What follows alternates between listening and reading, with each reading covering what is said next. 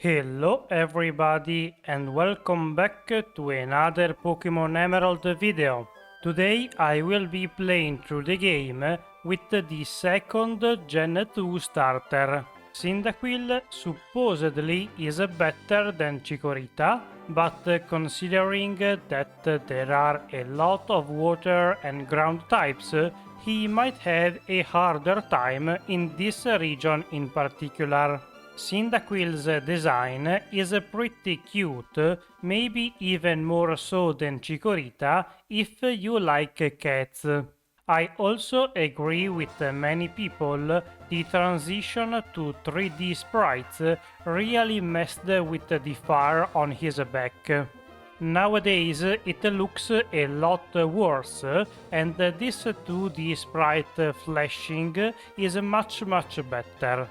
Anyway, for the rules, I can only use my starter in combat, I can't use items from my bag in battle, I can't raise my evasion in any way, and I can't use cheats or glitches.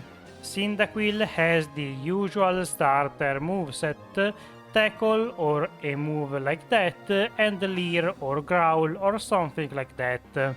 For the moment it was fine, but before challenging May, I decided to gain one extra level since I'm not sure how strong Mudkip is compared to us, mostly because I noticed on the left the HP, attack and special attack EVs are very low and might be a problem throughout the run.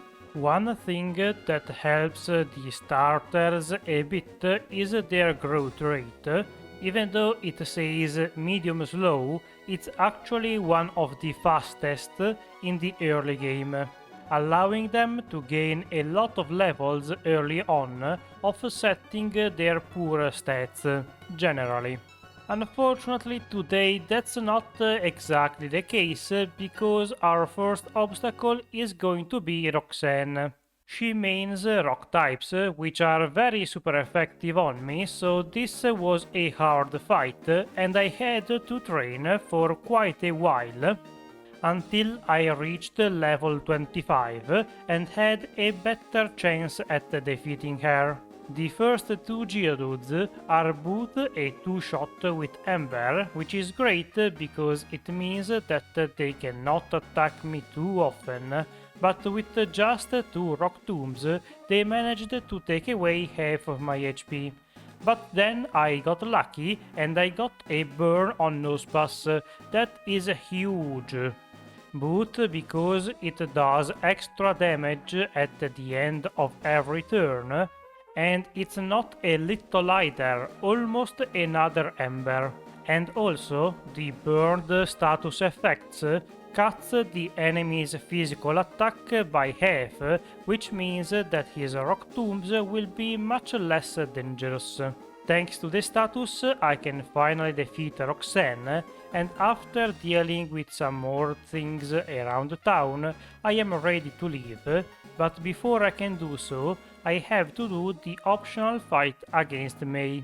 While it's true that I am very over-leveled at this point, I'm literally double her Torkoal level, this does not mean too much because her team counters me quite a lot. Torkoal resists fire and is very tanky on the physical side, and Mudkip is pretty much the same, but also has Water Gun to deal a decent amount of damage.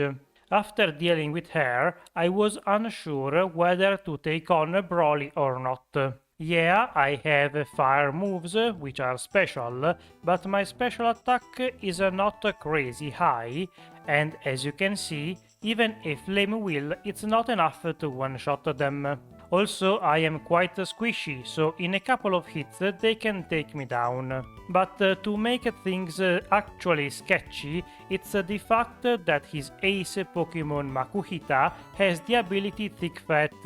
That ability reduces the damage from fire and ice moves, and given the berry and potions, I was not sure if I could defeat him before he sets up. Luckily, I managed to barely dodge the potion range, and with that, the second badge is in my pocket.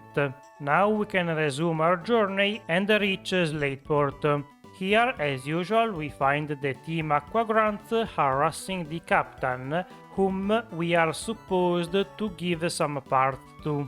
Even though their Carvanas are water type, my Flame Wheel is enough to defeat them in a single shot.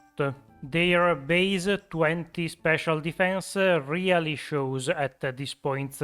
After defeating them, we have to listen to Archie rant about his master plan until they leave.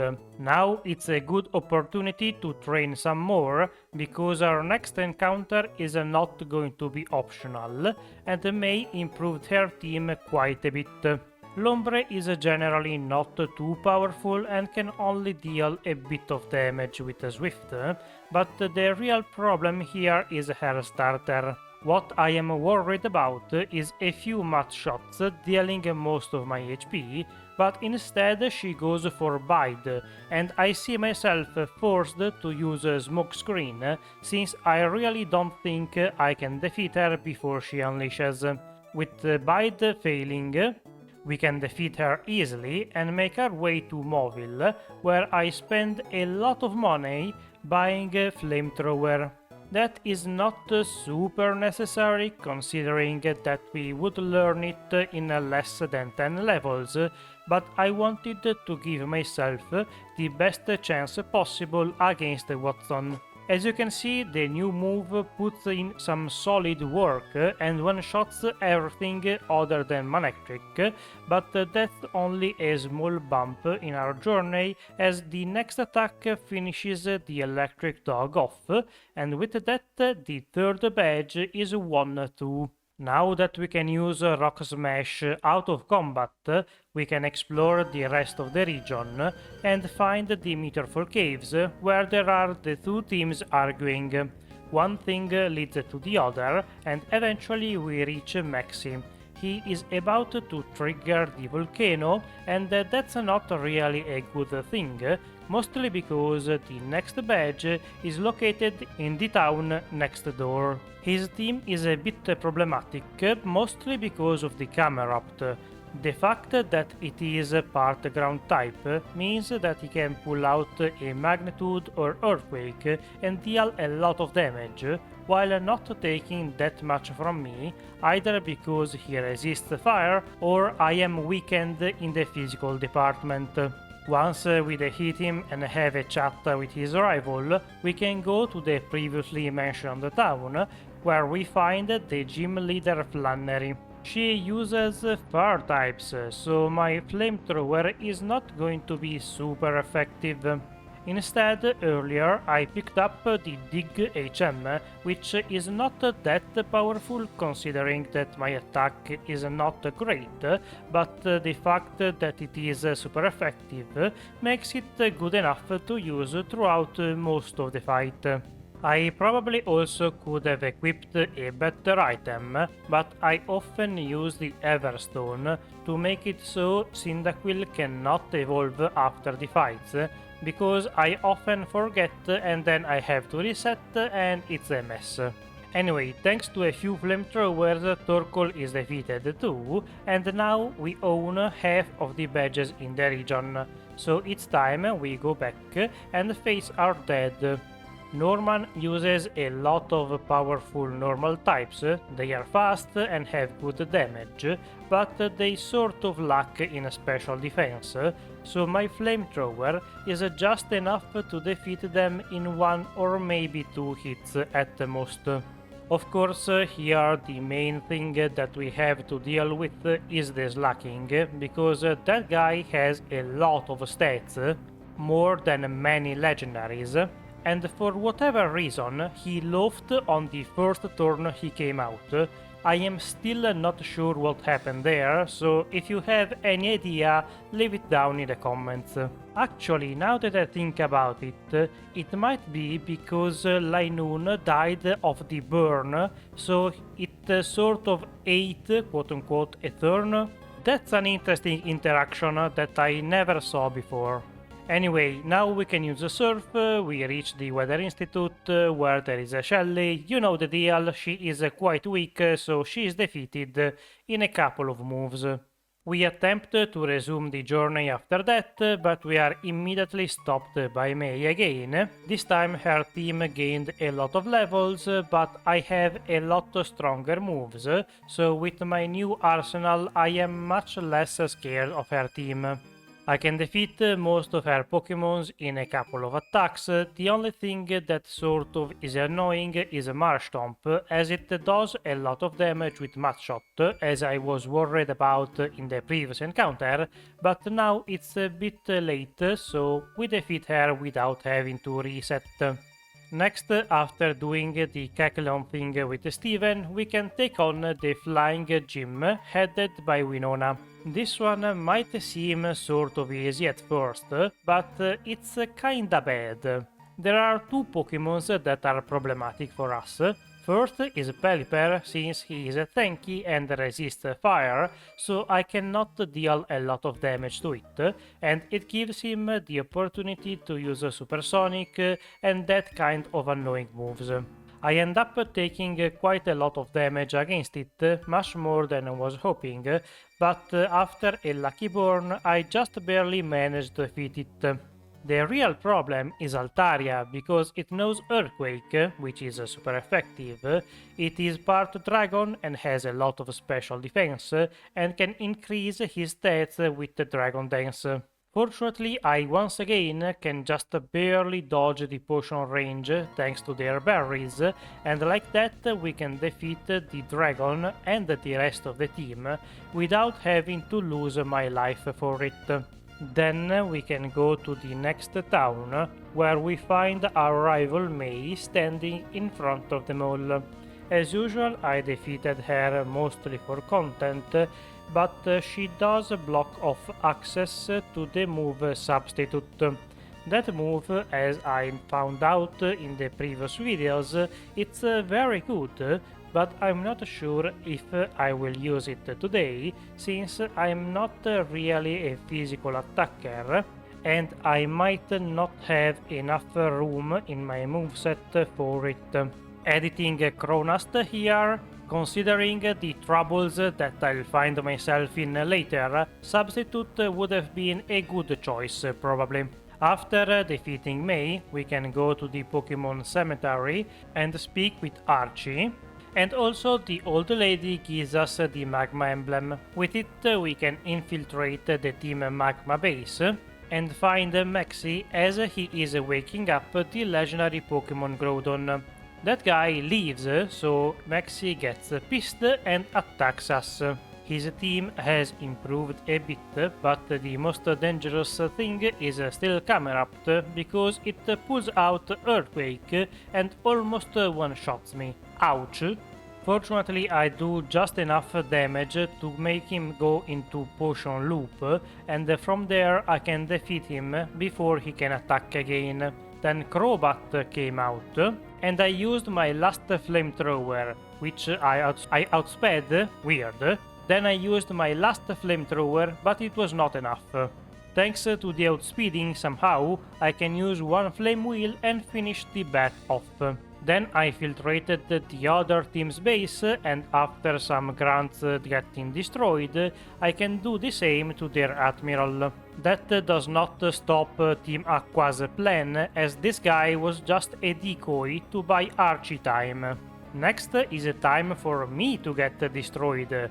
Tate and Liza turned out to be extremely difficult in this challenge. I'm not so sure why. For whatever reason, maybe the 6 special attack EVs, Flamethrower did not do any damage to them, and it was not even a one-hit KO on Xatu without any Calm Mind boosts. Add to that Psychic lowering my special defense, Claydol spamming Earthquake, and Lunaton putting me to sleep with Hypnosis, I had a very rough time with this fight. In the end, I even had to use all of my rare candies to increase my level to the point where I could just barely have a chance to defeat them. The match might have been easier if I got Fire Blast, but I really do not like that moves that only have 85 accuracy and very low PPs. So unless I am desperate, I'm not going to use them. That's foreshadowing. After leaving the last Psychic with a handful of HP, I can finish off the Soul Rock thanks to Blades, and with that I can finally be done with this mess of a fight, only to be dropped into another one. Fortunately for this we have Steven who help us out, and considering that their camera-ups are not very keen on using Earthquake, this one ended up being a lot easier. So much so that I was not really paying attention for most of it, and I just spammed Flamethrower over and over again. Metang was also nice enough to pick the correct barrier move, and with Reflect up, my damage taken is going to be very low. I should have switched to something else for the second camera up since it used a lot of amnesias, but a crit fixed that problem real quick. After letting my inner arsonist loose for a few more turns, we managed to take down all of their Pokémons, and we are finally done with the Team Magma, at least as fighting goes. And now, with the TM that Steven gives us, we have to do the same with the Team Aqua. After getting to the bottom of Seafloor Cave, we are attacked by Archie, who wants to wake up the other legendary. His team is similar to Maxi, but considering that the only threatening team on that thing was Camerupt, this one is going to be a lot simpler. Sharpedo survives, sort of surprisingly, and tries to go for confusion strategies, but those do not work out for long, and with another flamethrower, the fish is cooked. That does not stop the red orb from activating and waking up the other, meaner, bigger fish. Even though orcas are mammals, but let's not dwell on that. Instead, let's go ask Rayquaza for help, as usual, since we apparently cannot take the problem in our own hands. Meanwhile, you could help me out by liking, subscribing, ringing the bell, and maybe leaving a comment under the video. That helps a lot with both the algorithm and my morale, because it's about to get shattered by Juan. He specializes in water types, so it should not be a surprise that he ended up being maybe the hardest gym leader, other than Tate and Liza, but those don't count. Fortunately, it did not take too many attempts, around 7 or so, but this does not indicate well things for the later parts of the game, since the champion is also a mono water type trainer, and that guy has more Pokémons and much stronger ones. After losing a few times to Juan, I learned his playstyle and started adapting to it, using Sunny Day whenever I had a sort of free turn, and with that weather condition, my fire moves are going to be a lot more damaging, sort of bypassing the fact that they are resisted by all of his Pokémons. Another good aspect of Sun is that it lowers the water damage they can do. It is still going to be a lot since I am also weak to it, but it's going to help out a great deal. Cutting through Kingdra's double team shenanigans, we can earn the last badge, and with that we can finally enter the victory road. Here we find Wally, the secondary rival of the game, sort of, and unfortunately I lose once as I get toxicked and then potion stalled at Gardevoir. The second attempt goes better as I can take down the Altaria without taking any earthquakes, and then I switch to Flamethrower this time, so I am able to defeat the Magneton in one shot, saving myself from the confusion and the later toxic from Roselia. Gardevoir still ends up being a bit annoying because it has a lot of special defense and Wally restores his HP a lot with hyper potions. Again, he sort of stalls me out, but since there is no toxic, I come out on top this time. Finally, we can enter the league and give me about an hour so I can reach level 100. Once that's all done, we can enter and take on the first member of the Elite Four. Sidney specializes in dark types, but mostly his team relies on RNG strategies. Since I have now a lot of special attack, well, sort of, my Flamethrower is going to end up defeating all of his Pokémons in one attack, even the Crawdont who resists it. That leaves him without any turns to do anything really, so the first member was defeated quite easily. Next up is Phoebe, and as usual the major threat is her lead with Curse. Fortunately, it always uses Protect on turn 1, so I can set up the Sun, and from there Flamethrower is going to be more than enough to one-shot all of her Pokémons, even the second Dusclops, who is usually a bit of a pain to deal with. The only thing that could go badly here is running out of Flamethrower PPs, but since both of the Dusclops got defeated in one hit, that should not be a problem. Next up is Glacia, the Ice-type trainer, so she should be easy, right? Well, not really. I got paralyzed by Body Slam once while I was setting up the Sun, and that led to a loss. The second attempt goes a bit better as I can use Rollout without the Sun. I'm a bit surprised that Power 3 Rollout was enough to one-shot Walrein. I was expecting to eat a Surf and almost die, but instead I can sweep pretty much the rest of the team, until Rollout misses the last turn. So annoying. Well, does not matter, I can finish off the last Celia with a couple of returns, and with that the third member is almost defeated. One Flamethrower takes care of the last Glalie, so we don't really need to worry about her anymore. Unfortunately, that's where the fun time ends. Dragons were very powerful in Generation 3, and Drake ends up being a big obstacle for many of the runs I play. With all of his Pokémons having at least one super effective move on me, this fight was not very easy.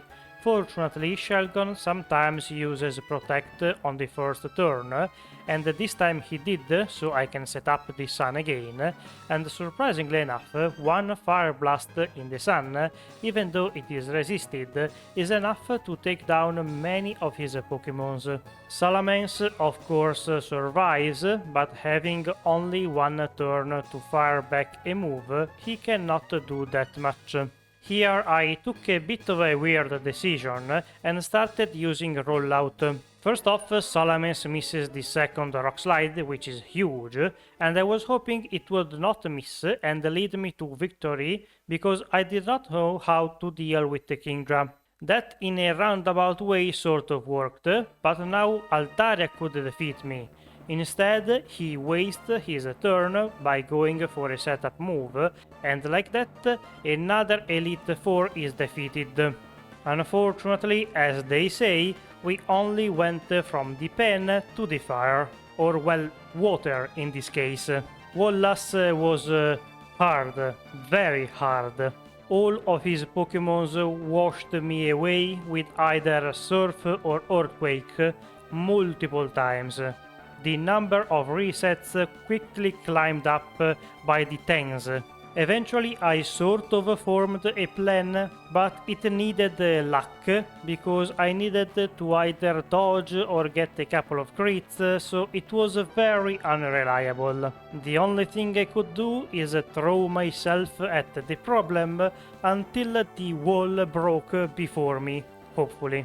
After a solid 40 minutes of pain and desperation, RNG finally smiled upon me. I got through Waylord with just the right amount of HP and Sun up. Both of those things led Cyndaquil to use Toxic, and I know that, and used the Pecha Berry, so that is his turn wasted. Next, Wallace is going to send up Whiscash. But since I do not have too little or too much HP, it will go for an Amnesia. With a couple lucky rolls from Return, I can two-shot it. And when Gyarados comes out, I have to hope that he does not use Dragon Dance twice and then Earthquake. This time he used it only once, which led me to survive on 7 HP. And now for the lucky part, Rollout here had to get a crit, otherwise my Lotic would have survived and defeated me. After almost 7 hours, I am finally out of this nightmare. Needless to say, I did not have a good time playing with Cyndaquil, and we can safely say that Chikorita is not the worst starter if you are playing solo with it in Gen 3. Emerald specifically. Thank you for watching, leave a like, subscribe and all of that. If you have any comments or feedback, leave it in the comments below, and I'll see you next week. Bye!